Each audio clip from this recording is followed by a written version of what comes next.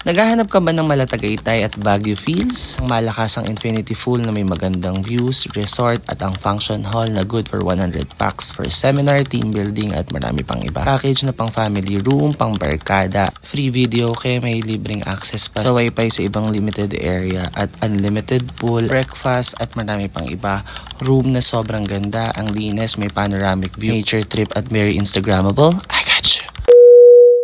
Dahil nga sa sobrang dami ng lipad ng ating team today, naisipan namin na mag-relax muna at kaya't lumipad ang aming team dito lamang sa Punta de Pabian, dito lamang sa Baras, Rizal. At samahan niyo ako sa room na pinabook namin. Ito yung family package nila na sobrang ganda, sobrang laki, sobrang linis, and sobrang payapa. From dining to their living room pa lang, talaga namang nakaka-relax na. At for today's video, tara house tour tayo. Meron itong 3 rooms. Unang room, ipapakita ko sa inyo. Good for 2 packs or pang couple. Pero kung mga maliliit naman kayo, kaya ng 3 packs. So, ito nga pala yung second room. Same lang dun sa unang room na pinakita ko. Malambot naman yung kama nila. Okay na okay, sure na sure ako magagawa nyo lahat ng position. Position ng pagtulog. Okay talaga. Syempre, ito nga pala yung kanilang CR. Pagpasok mo, simple lang yung atake. Pero meron silang, of course, heater, shower, and ayan lang. Tingnan nyo na lang. Dito naman ako na-fascinate kasi meron siyang parang second floor or loft type kung saan makikita niyo yung napakadaming higaan. Very ideal siya sa mga magbabarkada or family. Kaya nga siya family package.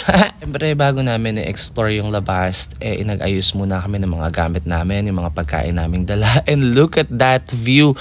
Grabe, sobrang panoramic view talaga siya. And kumain muna kami for the merienda while waiting dun sa mga kasama namin. Then, ayun, practice ng drone kasi first time namin gagamitin yung drone dito pa sa Punta de Pabian. Napaka-special talaga ng place ito para sa akin. And look at that. Ito yung kanilang infinity pool. Overlooking at may 360 view ng mountain at Laguna Lake. Grabe. Mapapa-thank you Lord ka na lang talaga sa kanyang napakagandang creation. Ito na nga, sobrang ready na nga kami. Malakas na, nakakain na at magsisimula na for the vlog. Sobrang perfect talaga ng punta namin dyan dahil naimbitahan nga kami sa birthday ng may-ari ng Punta de Pabian. Machika ko na lang din, meron silang Punta Cafe kung saan ay nagsaserve sila ng mga coffee. And ito nga pala si Sir Rob Pamintuan. Happy birthday Sir Rob. Kasama yung kanilang family and friends. Dinelebrate namin yung birthday niya at talaga namang sobrang ganda. Bonus na talaga yung napakagandang view at naabutan namin yung sunset. So kasama namin yung family and friends nila na nag-celebrate. And of course, me as a food content creator, Nox, or a food vlogger.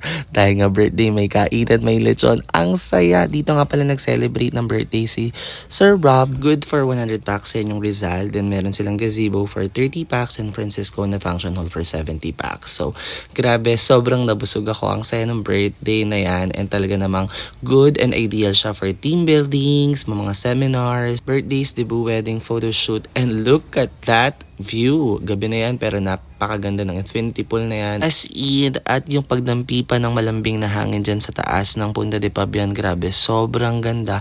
And ginabi na nga kami after the birthday, talagang tinuloy namin ang inuman hanggang makatulog na kami.